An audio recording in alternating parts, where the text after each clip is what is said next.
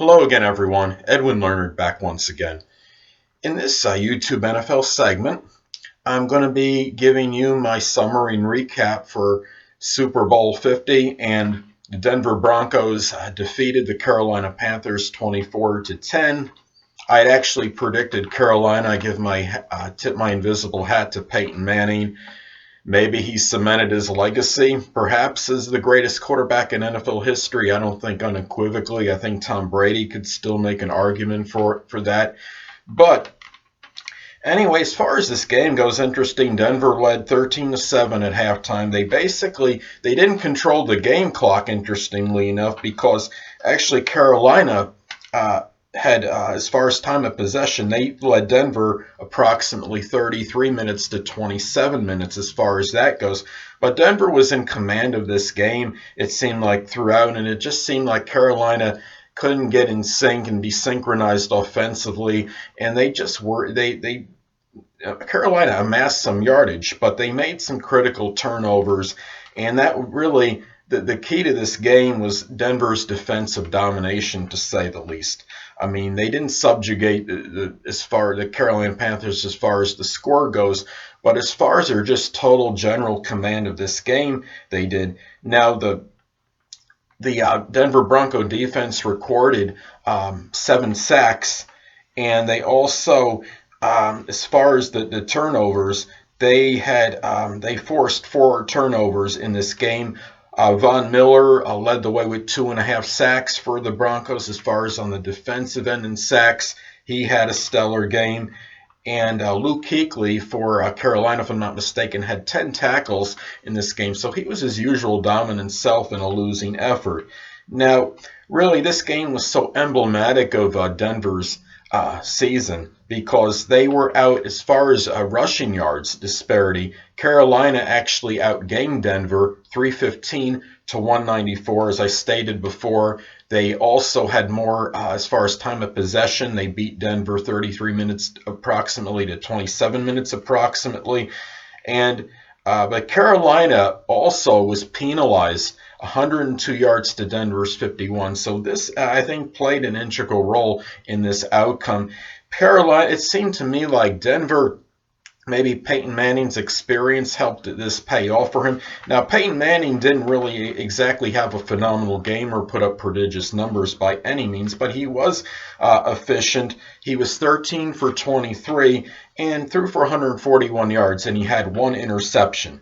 And Carolina, a defensive player in a losing effort, deserves perhaps some praise and recognition for his effort, effusive praise, even though it was a losing effort. His defensive end, Coney Ely, had 3 sacks and an INT in a losing effort for the Carolina Panthers. And sadly, running for the Carolina Panthers, running back Jonathan Stewart was limited to 12 rushes for 29 yards. So that did not help matters. Carolina believed they did run for over 100 yards for the entire game, but it just was one of those games where Carolina was able to put these numbers up, but they just had one miscue and mishap after another, whether it was in a penalty or whether it was a turnover, and they just could not get any kind of control, it seemed like.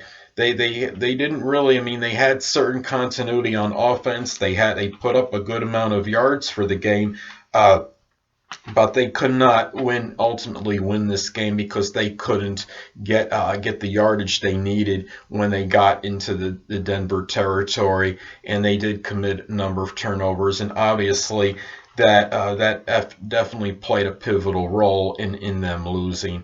All those turnovers and miscues really, I think, was what did Carolina in this game, unfortunately.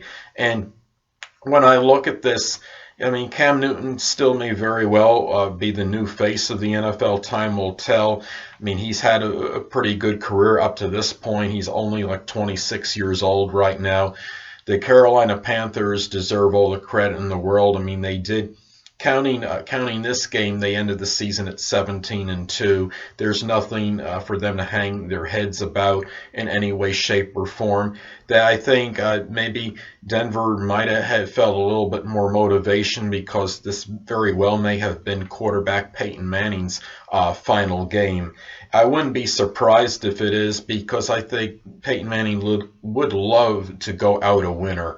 And he really, in this team emerging victorious in this game, this would be the kind of a really befitting kind of ending to a real stellar career for Peyton Manning. And he can now boast that he has 2 Super Bowl wins right now to his credit. And Tom Brady has 4 Super Bowl wins in 6 tries.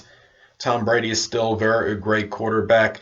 Peyton Manning now can maybe make the argument slant it at least to where at least in my opinion, they're close to even right now. Brady and Manning, I still like Brady better overall. A lot of that is attributed to his postseason performance overall, but there will be a lot of people, and I think especially Denver Broncos fans, that think now that Peyton Manning is indisputably the greatest quarterback ever, and it would be befitting for him to go out a winner, and I think that's what's probably going to happen. I do believe this was his final game. Well, anyway, people, that'll conclude this YouTube segment for the game recap for Super Bowl 50. And until next time, people, Edwin Learnard saying, stay well.